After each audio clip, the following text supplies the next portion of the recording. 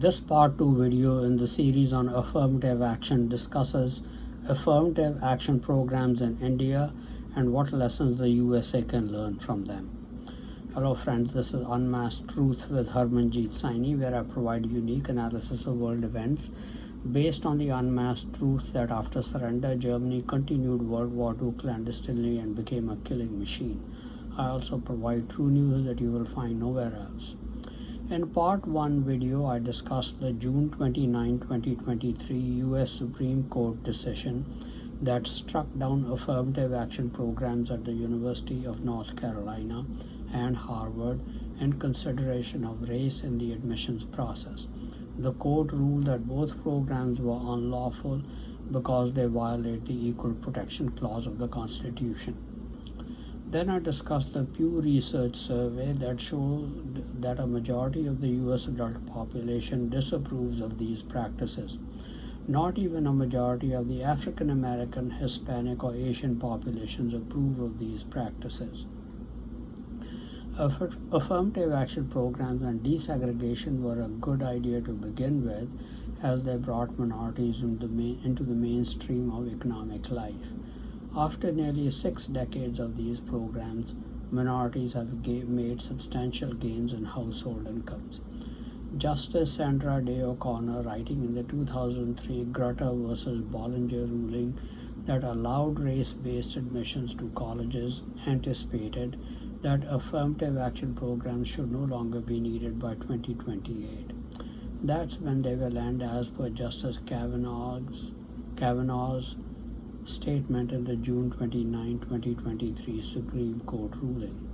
It makes no sense to have programs to help a section of society that will never end, though politicians, both white and minority, want them to never end, as advocating for their constituents, that's minorities, for benefits who overwhelmingly vote for them, keeps them permanently in their camp. We also saw that the Supreme Court ruling affects only a few dozen elite colleges that consider race in the admissions process. Because of the ruling, no minority will be denied a college education if he or she wants it.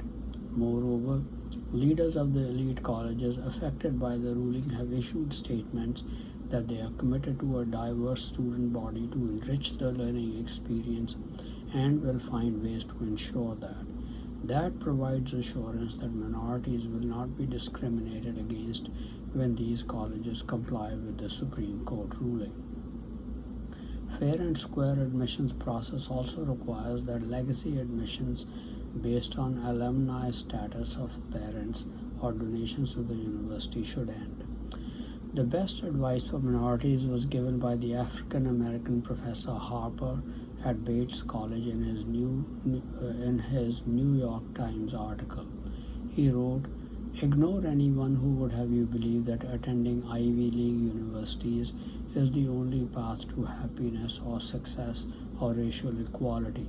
Remember that Martin Luther King Jr. did not dream of a multiracial oligarchy, and that the vaults of opportunity of which he spoke of are not hidden only behind a golden door at Yale University. There are other paths in life that do not require gaming anything. Remember that hope is wherever you find yourself." I had given similar advice to African Americans and other minorities 27 to 28 years ago. Hispanic American spending power is $1.9 trillion, and that of African Americans is $1.6 trillion. Based on their spending power, I estimated their contributions to the USA gross domestic product as $2.27 trillion and $1.914 trillion respectively. If they were separate nations, theirs would be the 8th and 9th largest economies in the world respectively, ahead of Italy, Canada, and South Korea. The advice I gave was that they should buy products and services from each other. That way they can bypass discrimination, if any. They participate in other parts of the economy by getting jobs in industries and businesses and owning equity in stocks of any corporation they want. They listened to my advice and have made incredible gains in the 27 to 28 years since I gave that advice, though they may not give me credit for it. The key to becoming wealthy is entrepreneurship. Minorities have an enormous consumer base to work with. They followed my advice, and many have become billionaires and multimillionaires as a result. With the gains minorities have made economically, they now fully participate in the mainstream economy.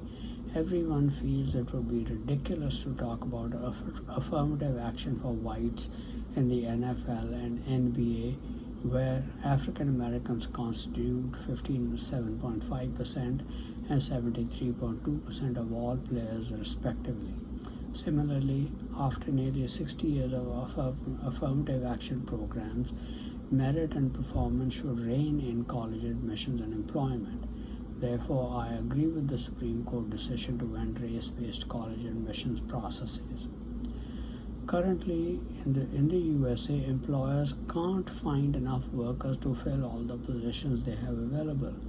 Both the unemployment rate at 3.6% and the number of unemployed persons at 6 million have changed little in June 2023. The unemployment has changed from 3.4 to 3.7% since March 2023. According to U.S. Chamber of Commerce survey, their latest data shows that we have 9.8 million job openings in the U.S., but only 5.9 million unemployed workers. Thus, almost anyone who seriously wants a job should be able to get one, irrespective of race. There is no longer any need for affirmative action programs for employment. In this part 2 video, I will discuss the continued accusations of discrimination by minority organizations such as the NAACP and both minority and white politicians. My country of origin is India, where I lived for 30 years before I came to the United States. India has a caste system whose effects have been quite pernicious to the lower castes before India got its independence in 1947 from British colonial rule. Lower castes were segregated from the higher castes, just as African Americans were in the South and the United States before the early 1960s. Before independence, some Indian princes saw how the economic development of lower castes suffered in their states and instituted reservation and employment for them, even up to 50%. Kolhapur and Mysore were two such states. British colonial administrators also saw how the lower caste suffered historically for millennia. They did not, however, institute reservations for them in employment, but only representation in legislatures. The British called the most socially and economically disadvantaged groups as scheduled castes for lower castes or untouchables, and scheduled tribes for certain communities that engaged in primitive agricultural practices, lacked infrastructure facilities, and were geographically isolated. After independence, the government of India made reservations of 15% for scheduled castes, 7.5% for scheduled tribes in all national government supported educational institutions and employment in all central government jobs, as well as in public sector enterprises which were run by the government, which were the biggest employers in manufacturing industries and certain businesses. Qualifying standards for reserved categories were lowered. The states made their own similar reservations, but with differing percentages based on the percentage of populations of the various groups in the states. Central and state governments and public sector enterprises, both owned by the central and state governments, were the major employers in India because India adopted the Soviet-style socialist model for the economy.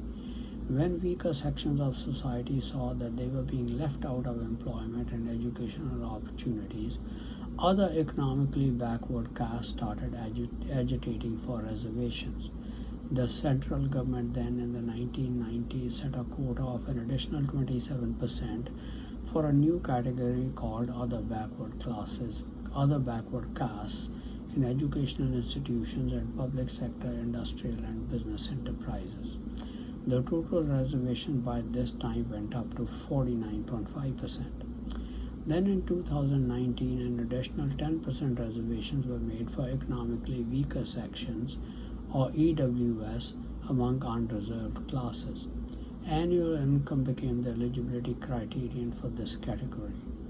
Reservations went up to 59.5%. Among all these and unreserved categories, there is an in total 33% quota for women. If more reserved category candidates qualified for a seat in universities or in employment when the positions available for reserved category than the positions available for reserved category, they were to be given the positions. Reservations category employees were also given priority in promotions.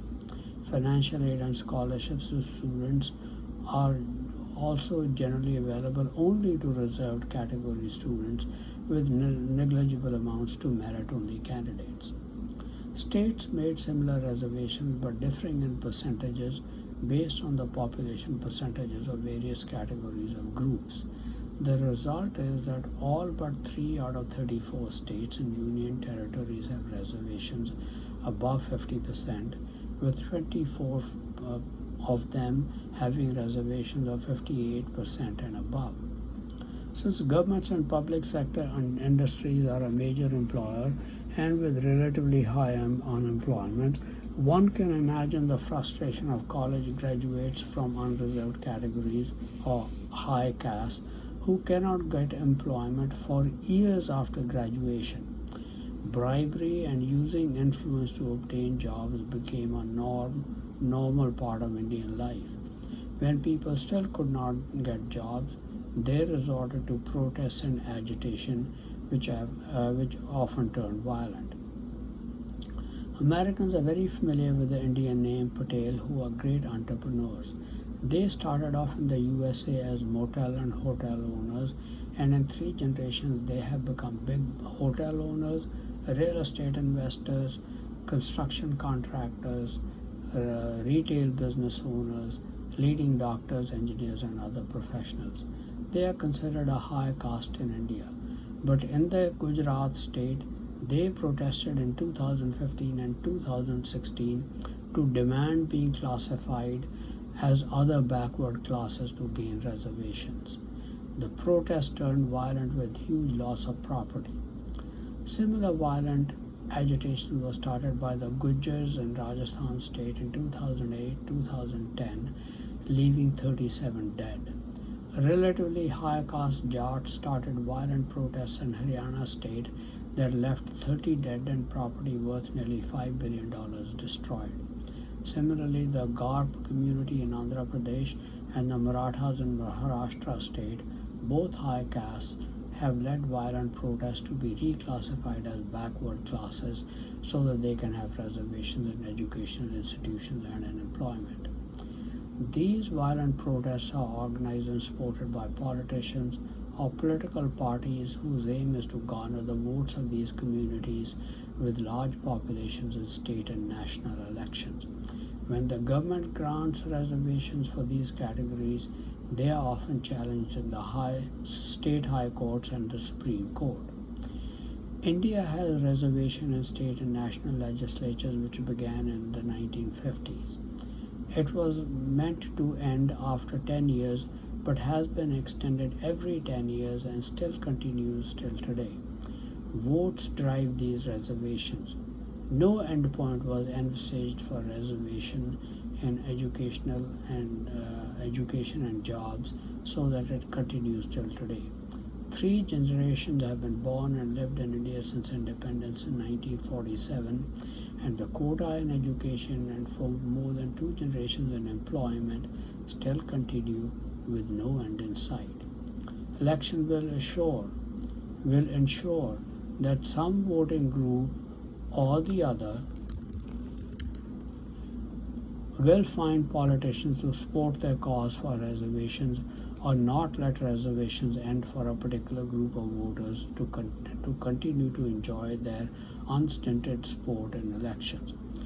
What was the result of most of the jobs being taken by reserve categories, even with lower educational performance?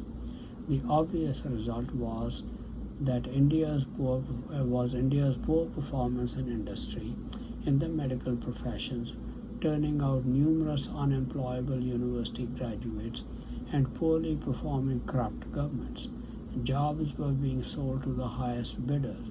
The economy stagnated for decades. That changed in the past decade and a half only because the IT industry, in which foreign firms or firms doing business with foreign firms experienced enormous demand, and the foreign firms demanded employees based on merit and not influence, though they had to adhere to the reservations law for employees in India. They can still bring people to the USA and British Commonwealth nations as employees purely on merit.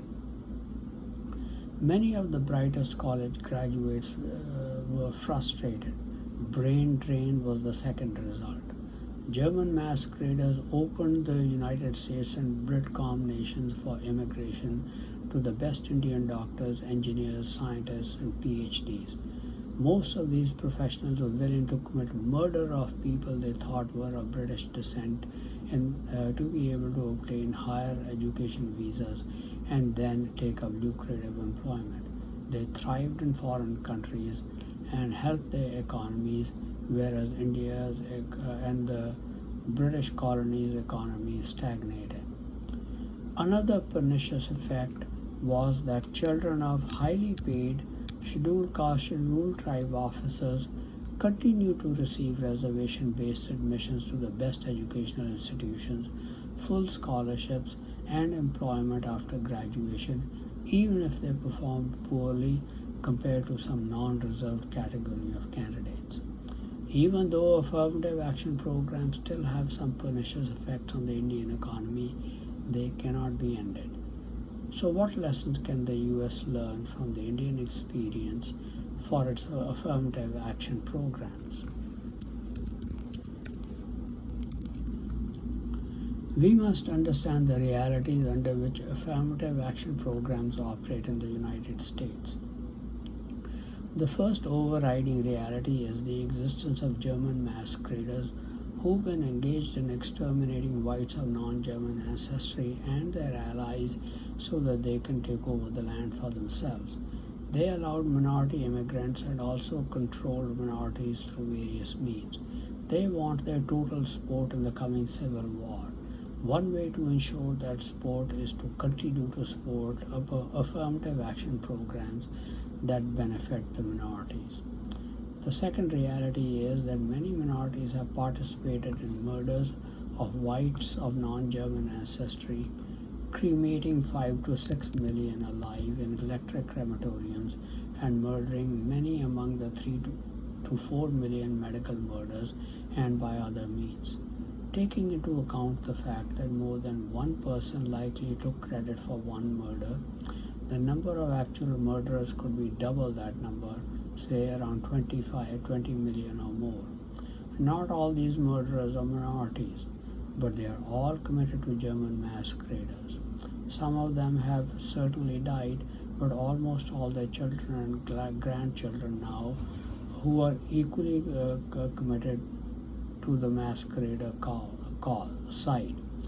Therefore, their total numbers include their children and grandchildren, which could number 80 to 100 million. They will do their utmost to prevent affirmative action programs from being ended. They will use all possible legal means, protests, riots, intimidation, violence, propaganda, perpetually playing on the guilt of whites for having enslaved ancestors of African Americans, and by any other means possible to prevent the affirmative action programs from being ended. Number 3, affirmative action programs involving reservations and quotas in India simply cannot be ended because of elections. Politicians will support some caste group to gain their full support in elections. Therefore, they cannot end the reservations for their support group. The same is true in the United States. the Democratic Party generally enjoys overwhelming voting support from minorities because they will ensure that affirmative action and welfare programs for them will continue. Number 4. Those who have enjoyed some benefits don't want to ever give them up. Most don't want to give up any legal advantage they've enjoyed based on partiality. Just as in India, some who have benefited from these programs, such that they can now be considered among the top 20% in the country in terms of wealth and earnings, will also not want them to end in the United States so that their children can continue to receive an unfair advantage. Only rare souls from the minority communities will be willing to see such programs end out of a sense of fairness. Therefore, one should not expect minorities to be willing to see the end of affirmative action programs despite having made incredible gains in terms of prosperity, having full access to mainstream economic life, and equal opportunities for participation in educational, employment, entrepreneurial activities, and social life. Number 5. There is a large element among all minorities, African Americans because they were enslaved, those from former British colonies because their countries were colonized, Hispanics because they think the white man stole the land that belonged to them, who think that all white Americans and Britcom nations own belongs to them as compensation or reparations. Plus, they deserve retribution. That's the propaganda German masqueraders have fed them, which they have chosen to believe and will continue to propagate by playing on the guilt of whites. The attitude of such minorities is, give us all you have and become our slaves, or we'll take all you have by any and all means till we make you our servants and ultimately slaves. It does not take any extra effort, even off the tongue, to demand $37 billion in reparations as compared to $37 trillion in reparations.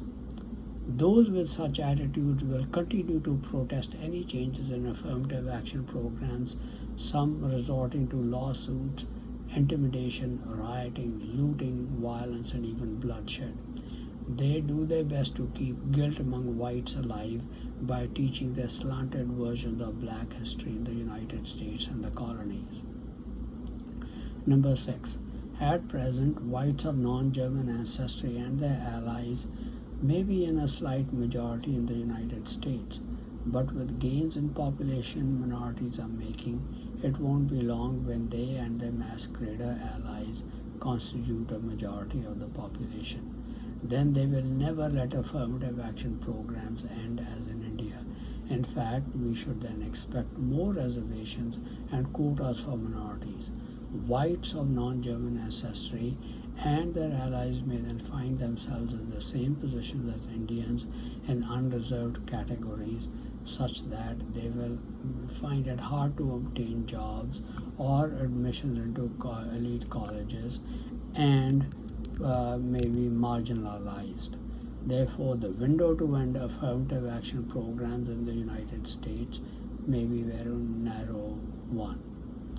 In part 1 video, I showed that all minorities have made great gains in economic prosperity and fully participate in the mainstream of American and Britcom nations' political, educational, economic, political, and social life. Discrimination against them no longer exists. Desegregation and affirmative action programs have served their purpose. It's time to end them. Everyone should have now equal opportunity to enjoy the fruits of their labors. No one should have any race-based special privileges. As I have described, opposition from vested interest to ending affirmative action programs will be fierce in terms of propaganda and other means, including protests and violence. but no one should continue to enjoy unequal benefits any longer. Therefore, such programs should be forcibly ended as possible through legal and legislative means. In part 3 video, I will discuss the propaganda concerning teaching of black history, compensation and reparations for slavery and colonization, and other related issues. Thank you very much for watching this video. Please continue to watch my videos and read my articles on important world events, World War III Watch, how Bible prophecy is being fulfilled in current events, politics, international business, advice on health and medical problems, and much more for in-depth and insightful analysis. Please also subscribe to my YouTube and Facebook channels Unmasked Truth with Harmanjit Saini to view and get latest information on the latest videos.